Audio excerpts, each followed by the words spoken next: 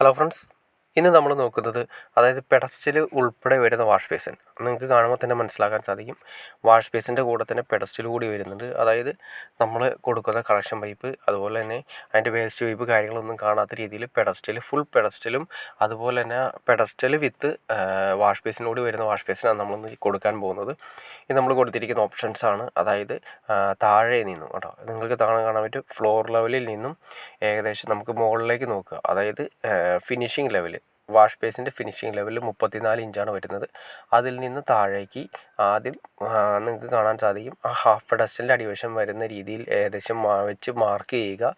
Mark ചെയ്താലുള്ള video ഞാൻ just നിങ്ങളെ കാണിക്കാം.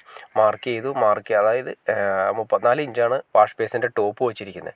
അത് വെച്ചതിന് ശേഷം മാർക്ക് ചെയ്തിരിക്കുന്ന 2 ഹോളാണ് ഷെല്ലാക്ക് വെച്ച് മാർക്ക് ചെയ്തിരിക്കുന്നു. അതായത് വേസ്റ്റ് പൈപ്പിൻ്റെ സെൻറ്ററിൽ വരാവുന്ന രീതിയിൽ വേണം നമ്മൾ ആ വാഷ് ബേസിൻ വെക്കാനായിട്ട്. അതിന് വെച്ചതിന് ശേഷം മാർക്ക് ചെയ്തു. ഇനി ആ ശേഷം 14 ബിറ്റ് 14 mm ബിറ്റാണ് സാധാരണ നോർമലി വരുന്ന ആങ്കർ ബോൾട്ട്.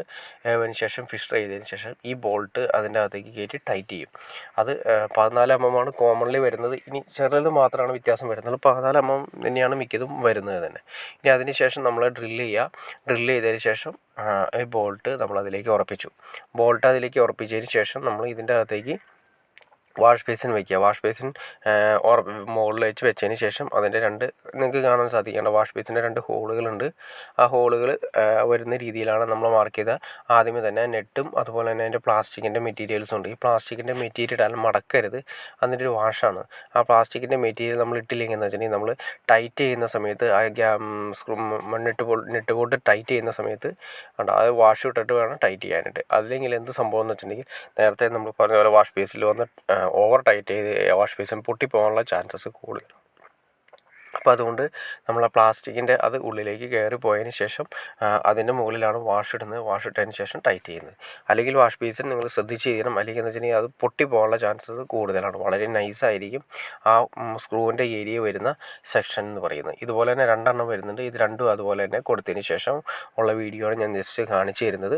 കണ്ടാൽ നിങ്ങൾക്ക് നോക്കി അറിയാൻ പറ്റും. ഇപ്പോൾ നമ്മുടെ വേസ്റ്റ് പൈപ്പും അതുപോലെ തന്നെ കണക്ഷൻ പൈപ്പും കാണാത്ത രീതിയിൽ ഫുൾ പെഡസ്റ്റലായിട്ട് വരുന്ന സിസ്റ്റമാണ്. അന്ന് നമുക്ക് അതിൻ്റെ താഴെ നിന്ന് ഫുൾ മെയിൻ്റനൻസും കാര്യങ്ങളും ചെയ്യാവുന്ന രീതിയിൽ വളരെ സിമ്പിളായിട്ടുള്ള ഒറ്റ പീസായിട്ട് വരുന്ന വാഷ് ബേസിനാണ് ഇത്. ശരിക്കും എനിക്ക് തോന്നുന്നു മറ്റുള്ള വാഷ് ബേസിനെ അപേക്ഷിച്ച് നോക്കുകയാണെങ്കിൽ ഇതാണ് കുറച്ചുകൂടി നല്ലത്. കാണാനും കുറച്ചുകൂടി ഭംഗിയുണ്ട്.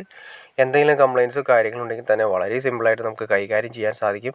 അതുപോലെ തന്നെ പെട്ടെന്ന് എന്തെങ്കിലും ലീക്കോ കാര്യങ്ങളുണ്ടെങ്കിൽ തന്നെ വളരെ സിമ്പിളായിട്ട് നമുക്ക് അതിൻ്റെ താഴെ ഫുൾ ഓപ്പണാണ്, നമുക്ക് സിമ്പിളായിട്ട് കൈകാര്യം ചെയ്യാൻ സാധിക്കും. മറ്റേതെന്ന് വെച്ചിട്ടുണ്ടെങ്കിൽ ഓൾറെഡി നമ്മൾ അതിൻ്റെ പെഡസ്റ്റൽ അഴിച്ചെടുക്കണം. പെഡസ്റ്റൽ അടിച്ചെടുത്തതിന് ശേഷം മാത്രമായിട്ടാണ് നമുക്കത് കാണാൻ സാധിക്കുന്നത്.